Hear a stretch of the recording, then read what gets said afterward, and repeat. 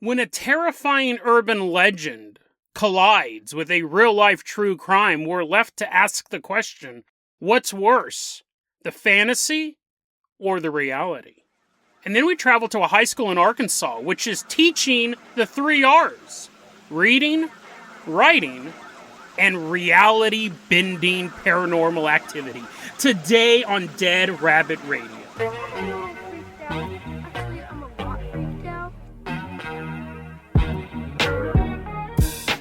Hey everyone, welcome back to another episode of Dead Rabbit Radio. I'm your host, Jason Carpenter. I'm having a great day. Hope you guys are having a great day too. Hope you guys are still here after yesterday's really bizarre episode. What a way. This season 19, I have a feeling, is going to be very, very weird. But someone who loves the world of the weird walking into Dead Rabbit Command right now is one of our newest Patreon supporters. Everyone give it up for Andrew Bentley. Woo! Yeah, come on in, dude. Andrew Bentley's running in doing cartwheels. He's that excited to be in Dead Rabbit Command. Andrew, you're going to be our captain, our pilot this episode. If you guys can't support the Patreon, or if you guys can't do cartwheels, I can. That's okay too. Just help spread the word about the show. That really, really, really helps out a lot. Andrew, let's go ahead and toss you the hair hang glider. We're going to jump off the highest point of Dead Rabbit Command. We're going to glide all the way out to Walland, Tennessee.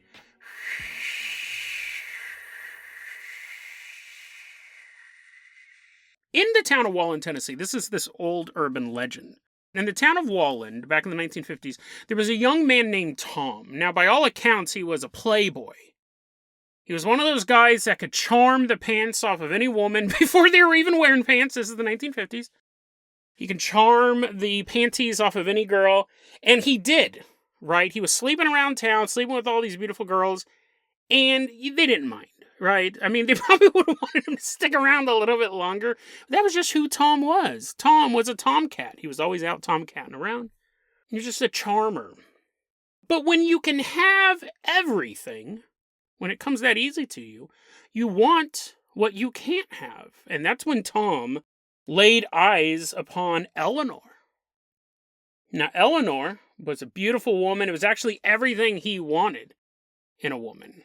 Which was just a beautiful woman. This guy didn't sound too deep. He falls in love with Eleanor, but Eleanor's married, and that actually kind of turns him on even more. He's like, dude, I've banged all these single chicks, but a married woman, now that would definitely put me over as a horrible person. So he starts to set his eyes on Eleanor, and he starts to slowly seduce her. And although she loves her husband, her love for her husband is no match for Tom's wily ways. He's an expert in seducing women. Now, he knows that she's married. He might have made a different choice if he knew that Eleanor's husband, his job profession was a hunter. His job every morning, he's like, honey, I'm going to leave. He goes out in the woods and he would murder things and skin them and come back with a big old deer head and be like, here you go. And like, just give it to people. Just give deer heads to people. And then he'd sell the meat and he'd wear the skin. Actually, I don't know if he was a furry. He's dressing him as a deer. He's like, Eleanor, why don't you love me? Can't we clop together? He'd sell the skin. He'd sell the meat. He'd sell the antlers, whatever. But we don't know if Tom actually knew that Eleanor's husband was a hunter. I imagine if he did, he would just turn him on even more. Because this guy loves rolling the dice. So he finally does seduce Eleanor, they start sleeping together, and it actually does get him off that she's married. She belongs to another man, and he has possession of her now, and even when she's not with him, he has possession of her heart, and that is the way things go. But here's the thing, Eleanor's husband starts to get... So one night, the expert hunter, who tracks things and kills them for a living, tracks down Eleanor and Tom, and they're actually at a local lover's lane in Walland. The hunter is walking through the bushes. He ambushes them. He gets to the car, and sure enough, he sees Tom and Eleanor. What is that? Inflanco, Domenco, or something like that. They're having sex. And he starts beating up Tom and drags him out of the car. Now, at this point, Tom realizes the game is up. And he starts to beg and plead with the husband. I didn't know she was married. But he knows that's not true. And really, the husband doesn't care at that point. He's like, oh, I'm sorry, you didn't know she was married? Well, then I'll let bygones be bygones. He drags out Tom, and he makes Eleanor watch. She has no choice. She can't really leave this scenario. If she does, same thing's going to happen to her. The husband says, Eleanor, you got to watch this. And he takes this big hunting knife, this knife that he used to skin animals out in the middle of the woods. Now they're in the middle of the woods of this lover's lane. And with this knife, he slowly, because you want this to be over quickly, he slowly skins Tom alive. Oh, no, not that piece of skin. That's my favorite piece of skin. Oh, okay, now that that's gone, but not more of my skin. No! And he takes off all of Tom's skin. And Eleanor's forced to watch as he brutally mutilates her lover. Now, there's different versions of this story. One is a slightly realistic version where he skins him, and then Tom is just this, muscular dude all covered in blood. Not like he got buff because of it. He's like, oh, the skin was holding me back. My true form. His muscle tissue. All he is bloody muscle tissue, and he's still no, he doesn't have eyelids or anything anymore. He's no lips and stuff like that. He's like, technically that wasn't skin. You should have left those on. He's just this muscular, or this man of, he's just exposed muscle and blood and nerve endings, and he's squirreling around on the dirt. And then there's a pile of skin, right? Then there's a less believable version. I'm sure that can happen. There's a less believable version where this guy is such an expert skinner that he's able to remove the skin as one piece. So he actually, basically, he unzips Tom and pull. Can you do this? I know you can do this with rabbits. You can pull their skin off and then you pull it off like a glove.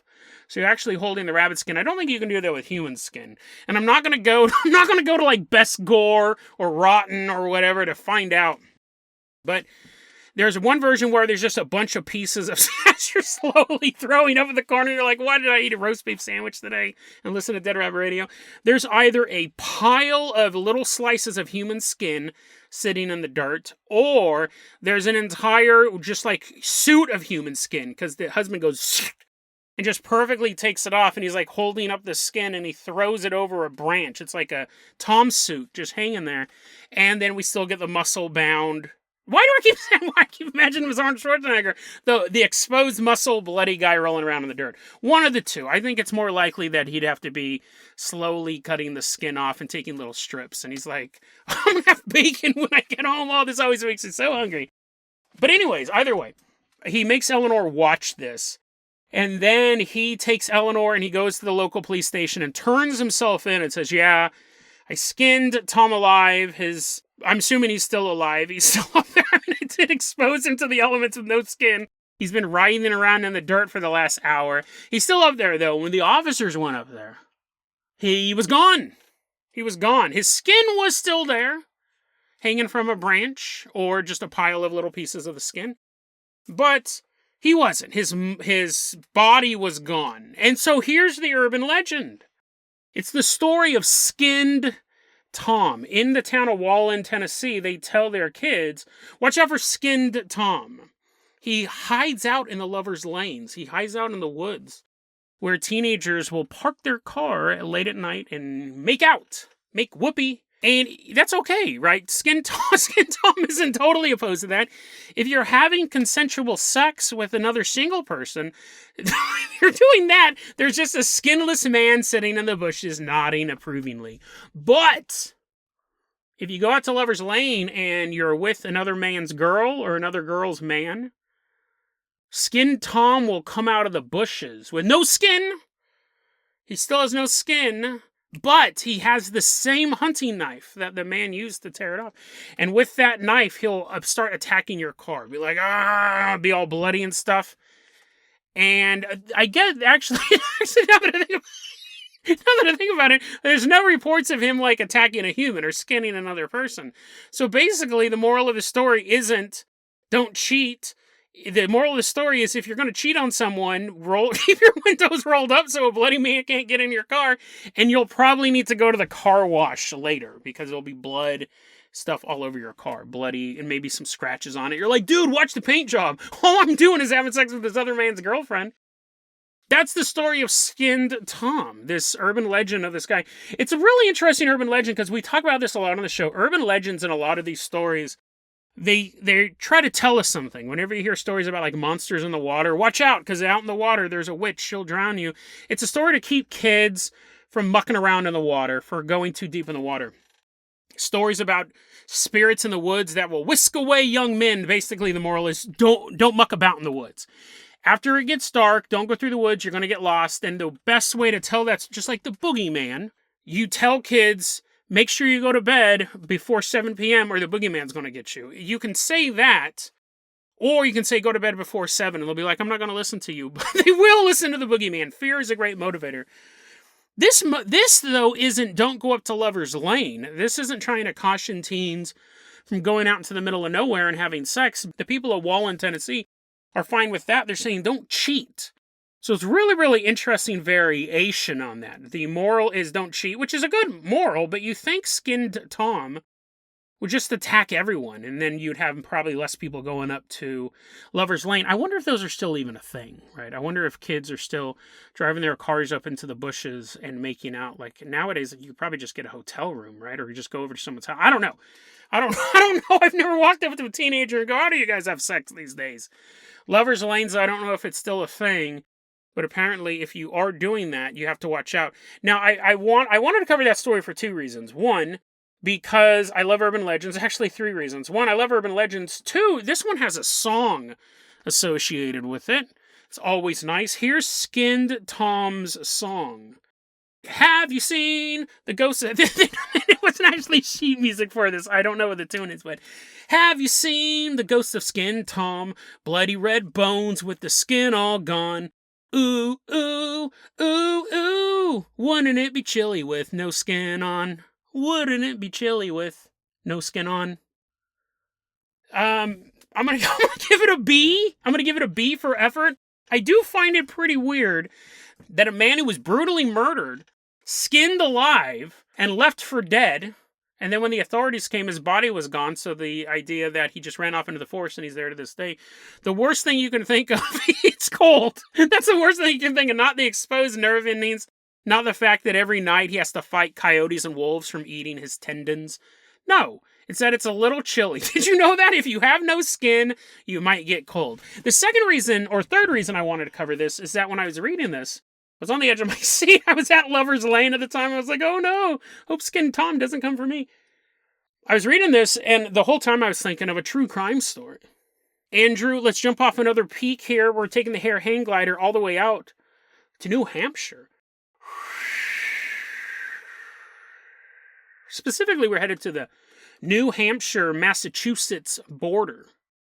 This happened back in September of 2020. The case just really came to a close about 2 months ago, but very creepy story. And really, it shows that the urban legends, like when we come up with these stories, there may be some truth to it. I don't think a man was actually skinned alive, but there probably was a guy named Tom who's sleeping around with a bunch of women and probably ran afoul of somebody. But there's no historical documentation there was actually this gruesome murder. I said it took place in the 1950s. The story is always decades ago. So as time goes on, it'll probably take place in the 80s and the 90s and stuff like that. But back in September 2020, we know this happened for a fact. There was a guy named Armando Barron. He was 30 years old, and he found out his wife, Brittany Barron, 31. So these people are fairly young, right? 30, 31. Armando Barron found out that his wife, Brittany Barron, was texting another man named Jonathan Amirault, a 25-year-old kid, 25 years old. And Armando got super jealous. There was no proof that I could see that Brittany and Jonathan were actually sleeping together, but it was very flirtatious texting. Or maybe not. Again, like, we don't have a ton of information on what the texts were, but it doesn't matter. It could have been like, hey, can I get directions to the nearest Chipotle? Or it could have been very flirtatious. Armando did not want his wife talking to anyone. So he actually got her phone and sent these texts to Jonathan, luring him out to this area at the New Hampshire-Massachusetts border. And he took Brittany with him, so you have Armando and Brittany are driving out there, and they meet Jonathan. He pulls up, and Armando ambushes him and beats him up, and then shoots him to death in Jonathan's own car. So Jonathan is sitting now in his passenger seat dead. He forces his wife, Brittany, to then drive Jonathan's car, and Armando goes, I'm going to follow you the whole way. We're going to drive out to this remote campsite. So Brittany is now driving a car, and the story gets super dark, right? Like the Skin Tom thing. It's kind of lighthearted. We don't even know if it's true, but this is... Brittany's driving the car with this guy, this dead body next to her, right? So at the very least, a friend of hers. Someone she was casually texting, and who knows, there could have been more. But anyways, she's driving the car, this dead body, this freshly killed body is in the passenger seat. They get to the campsite, and Armando makes Brittany chop off Jonathan's head. And then he says, you need to dispose of the body. It's your job to dispose of the body. And he gets in his car and drives away. So Brittany is left in the middle of nowhere. She's like 220 miles away from their home at this remote campsite. She has now decapitated her friend.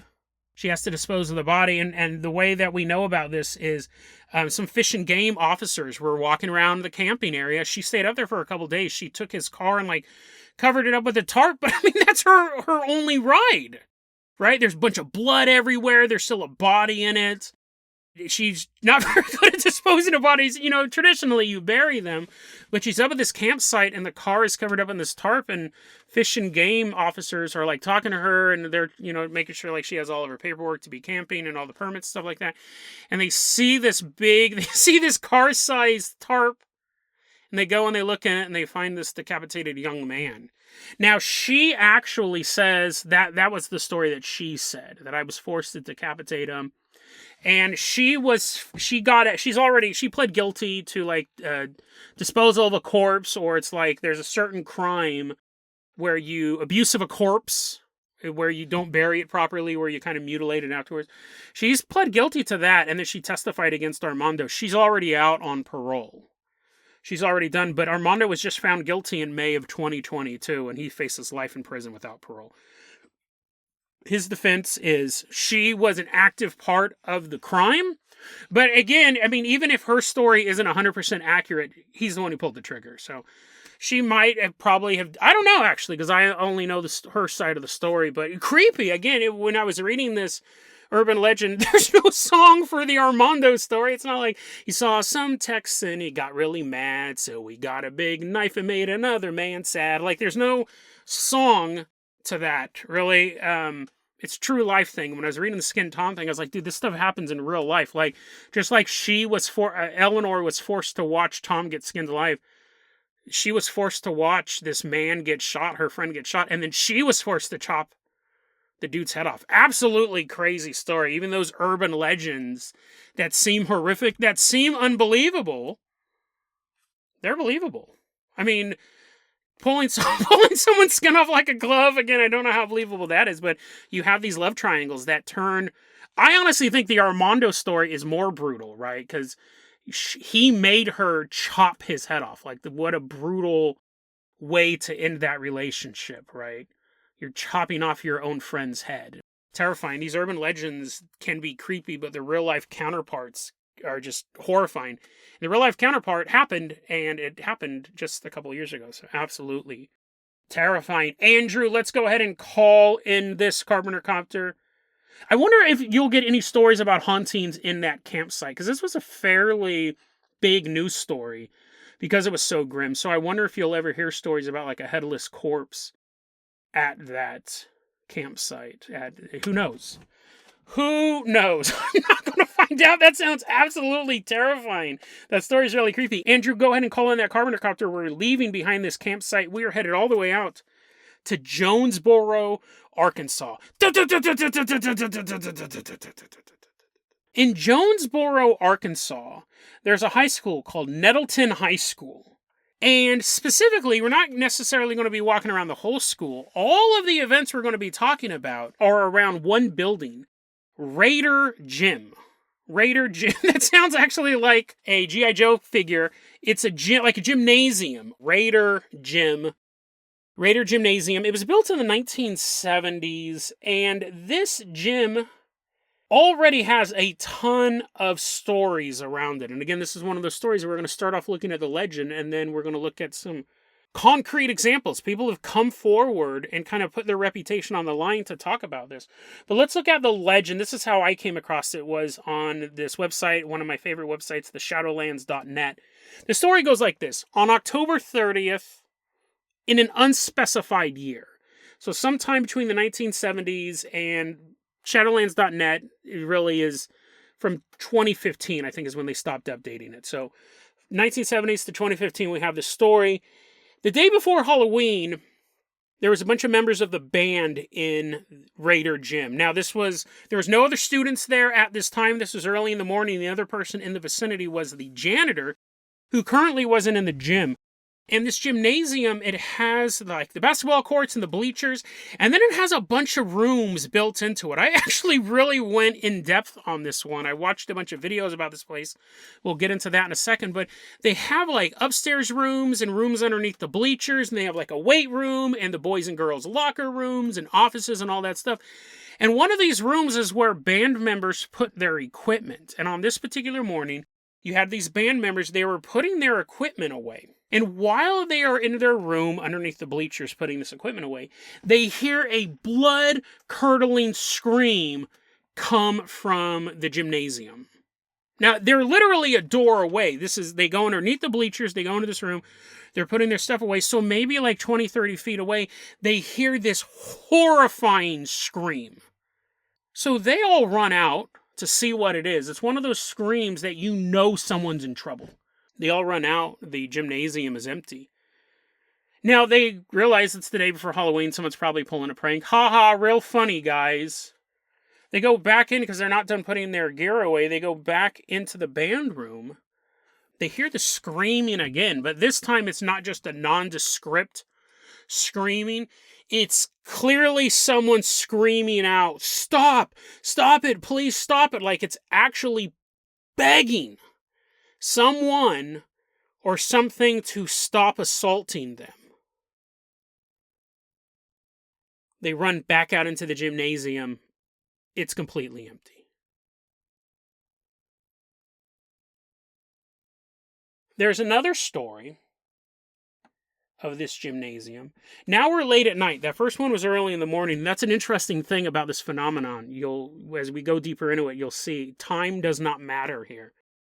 Late at night, these band members were at school. They were having some sort of band party. I know, probably sounds super exciting. Whoa, dude, did you bring your trumpet? Let's sit around and play on the tuba and stuff. I can't imagine anything more boring than a high school band party. But anyways, whoa, dude, we had so much fun. We cleaned our reeds and everything. Band party. They're having a band party at the school, and a couple of the band members said, "Hey, let's go to the gym. Let's go hang out in the gym." And a couple of the band members came into the gym to kind of hang out, to goof off, and then they split up into two groups. So you had a specific group of these band party members go into the cheerleading room. Again, there's a lot of little rooms in this gymnasium. There was a room where the cheerleaders hung out or undressed or something like that. They would go into there. And when they walked in, it was freezing cold in that room. Absolutely bone-freezing cold. It's late at night. It's a school. Who knows if the AC has been working? Who knows, right? Totally explainable. This is an interesting part of the phenomenon. They're in these rooms all the time. I mean, the band members aren't in the cheerleading room all the time, right? Nerds, get out of here. But rooms are rooms. Rooms are laid out to be functional. They walk into the cheerleading room. It's pitch black. It's freezing cold. It's pitch black.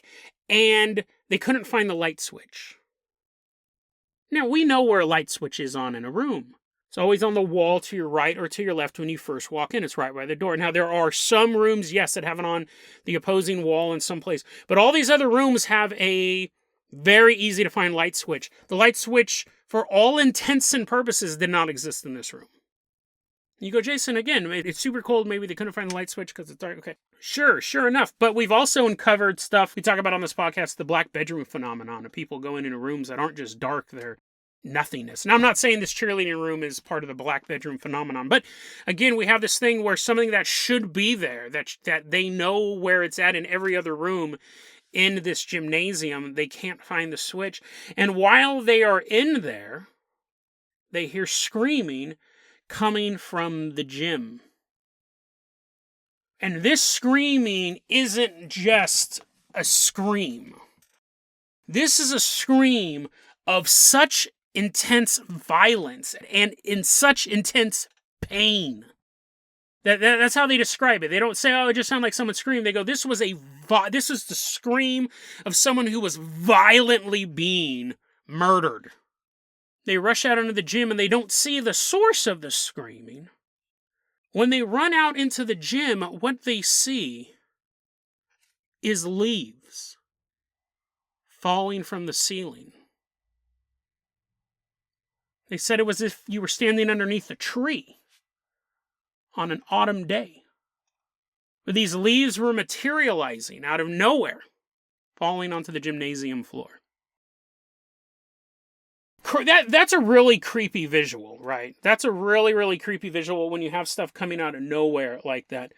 In ghostly phenomenon, it does track, and part of the lore, that ghost coins, people will report coins falling. We've covered that kind of just in passing on the show. It's a pretty popular phenomenon. It's not super common, but it's also not super rare. The difference is that a coin is an inanimate object, and the idea is that maybe the ghost had taken the coin from somewhere else, or maybe it was materializing from somewhere else. A leaf is a living thing, or a byproduct of a living thing. Where were these leaves coming from? Why were they falling here? It's very creepy imagery, right?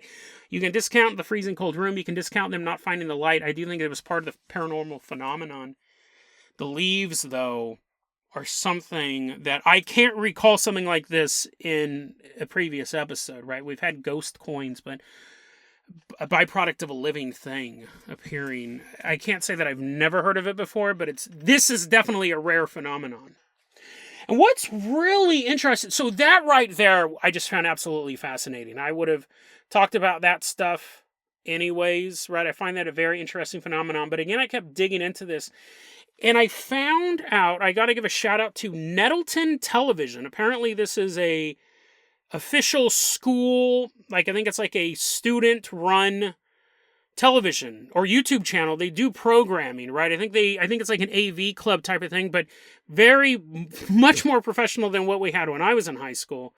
You know, you have school newspapers and you have school yearbooks. That's what I think Nettleton Television is. I probably could have done some more research on that. But I actually reached out to them, right? I saw that they had put a trailer up about the ghost of Raider Jim. They put this trailer up and they said, yeah, here's the trailer. We're going to have a documentary coming out soon. And that trailer was posted in 2013, and I reached out to their Facebook page. And Nettleton Television responded. They said, yeah, not only here's the documentary, it's about 16 minutes long. They said, here's a follow-up. We did a follow-up years later. It is one thing to talk about ghost stories online. It is one thing to read the stuff anonymously where people are saying, I saw these ghosts. These two short film projects have professional educators. These people are coaches and principals saying, this is the paranormal stuff I saw in Raider Jim. It is a big deal to have someone put their face and their real name and to talk about this stuff. See, we believe in this stuff. For the most part, some of you guys just like the show because it's entertaining, but I don't have a problem talking about it, right? I believe in this stuff, but you got to understand, a lot of people don't, and a lot of people will straight up laugh in your face if you talk about you believe in ghosts or aliens or stuff like that.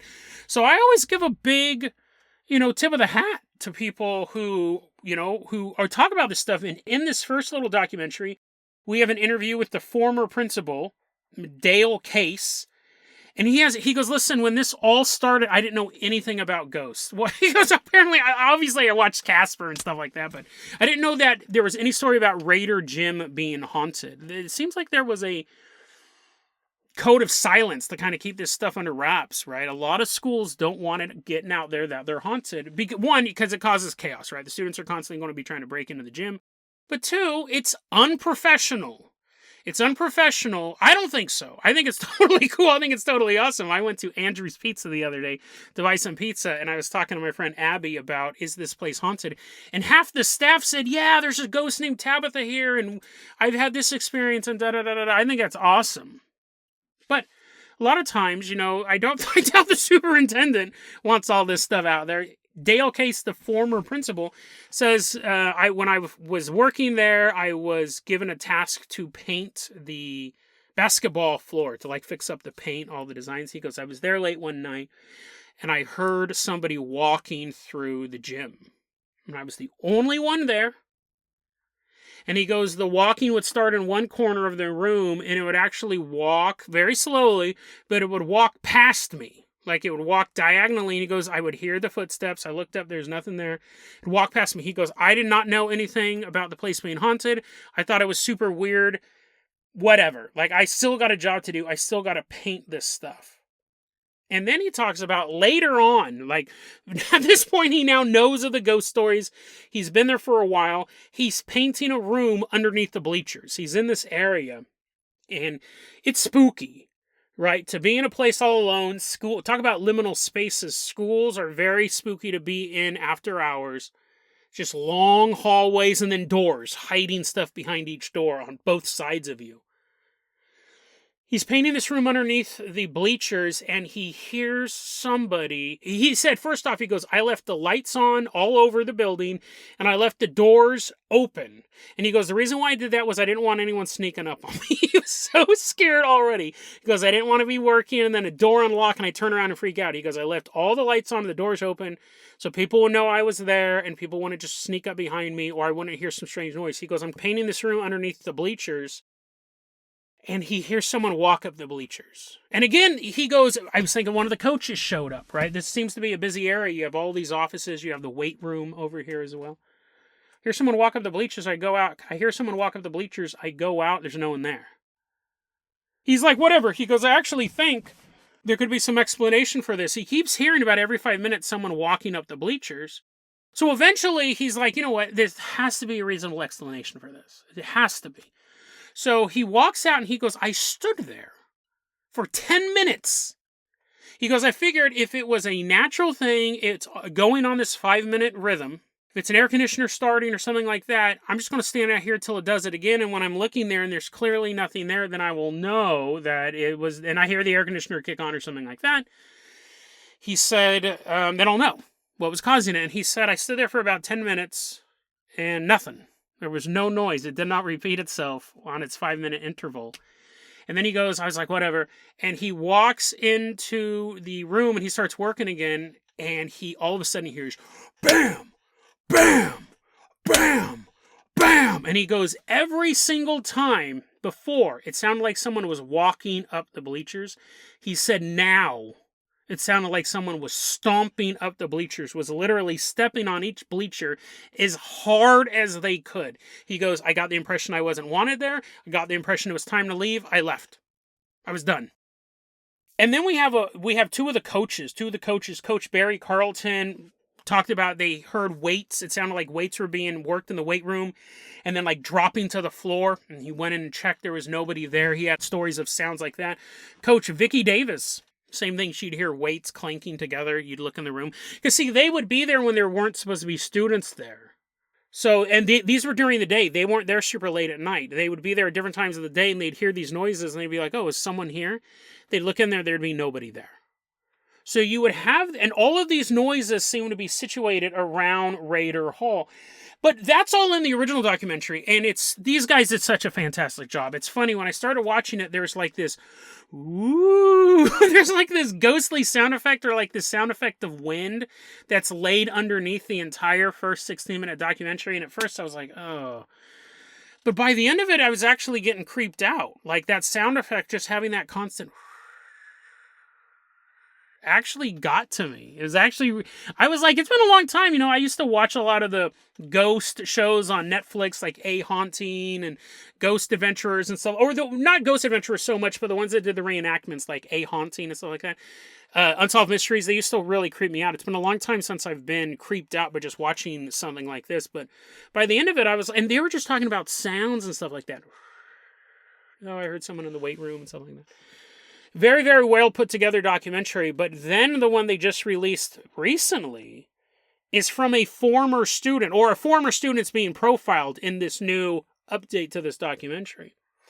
So there's this guy who used to go to Nettleton High School named Jim Moose is his nickname, Jim Moose Brown. Apparently, he's a very successful musician, singer-songwriter. He worked with all of these stuff. He's usually going on tour. Some of you guys may know his name. I was unfamiliar with it. I don't listen to country music, but Jim Moose Brown. You're like, Jason, that's like the movie. For all I know, this is the Michael Jackson of country music. I'm like so ignorant because I don't know who this guy is. But anyway, seems like a nice dude.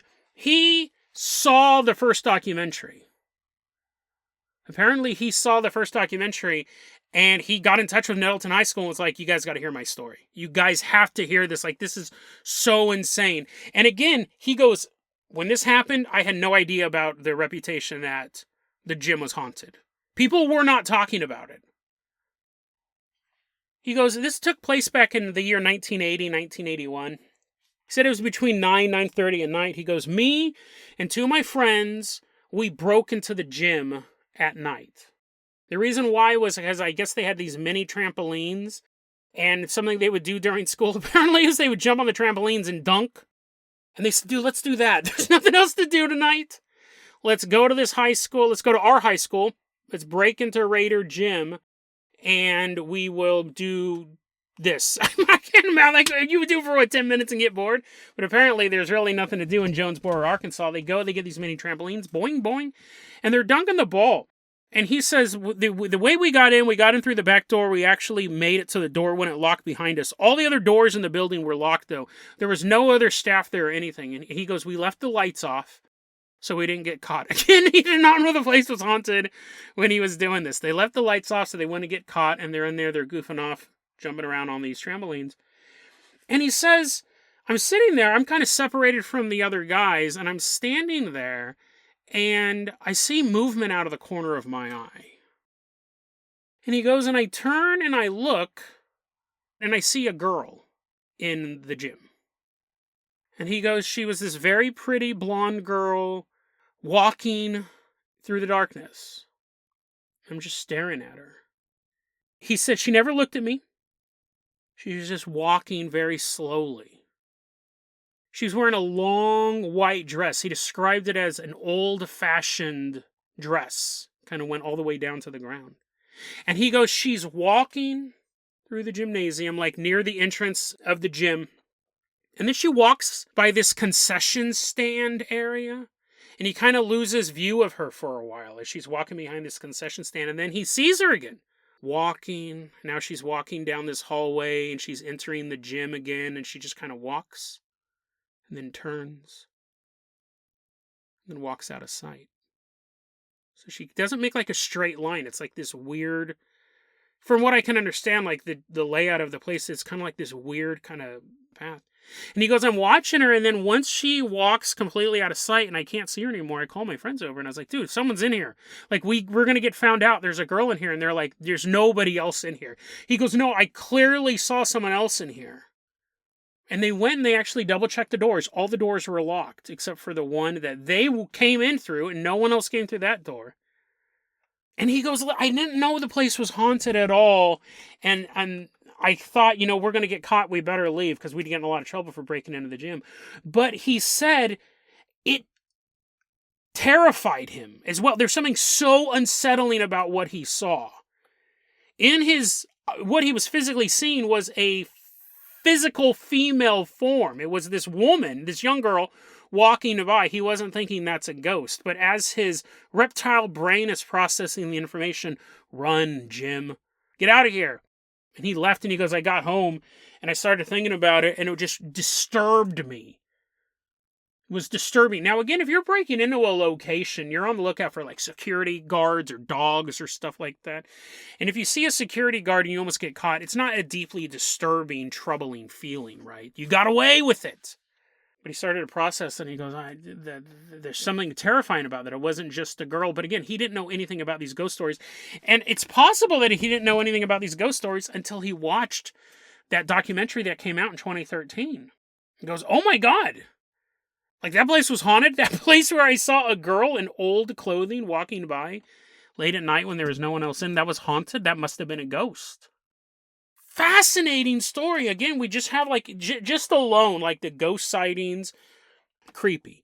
And the fact that people are willing to put their reputations on the line, not Moose. I mean, Moose is a successful musician. It's not like no one's going to be like, you can't work on our new album, you believe in ghosts. But when you have people who work for the school in the education industry and they're putting their face out, and they actually say in the documentary, there's a lot of people who had stories too, but they would not appear on camera. And that's pretty normal.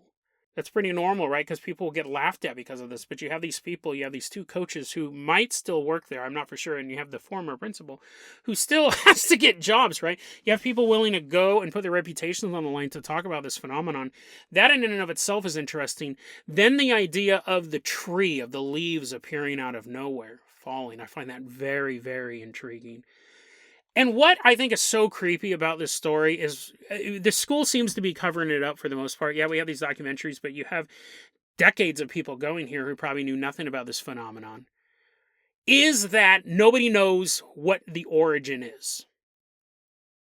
So it's not just the story of a ghost who, from placing the pieces together, was probably brutally murdered, right? This young girl who's screaming in the darkness was probably murdered here long before the school was even built.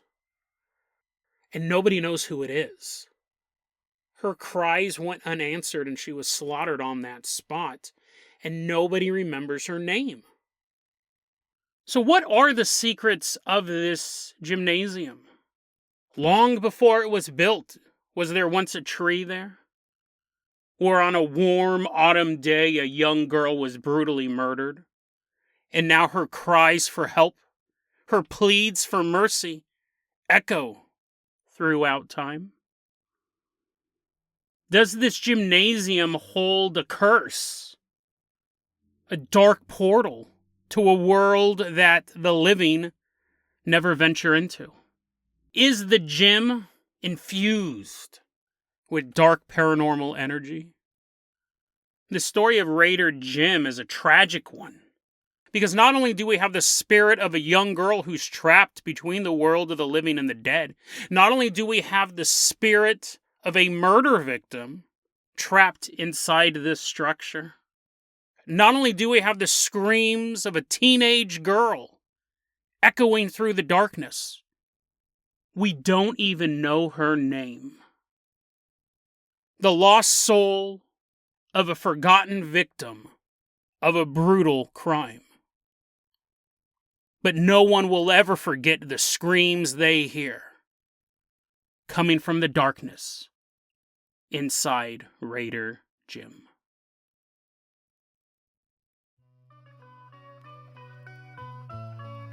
deadrabbitradio@gmail.com is going to be our email address. You can also hit us up at facebook.com/deadrabbitradio. TikTok is at deadrabbitradio. Dead Rabbit Radio is the daily paranormal conspiracy and true crime podcast. You don't have to listen to it every day, but I'm glad you listened to it today. Have a great one, guys.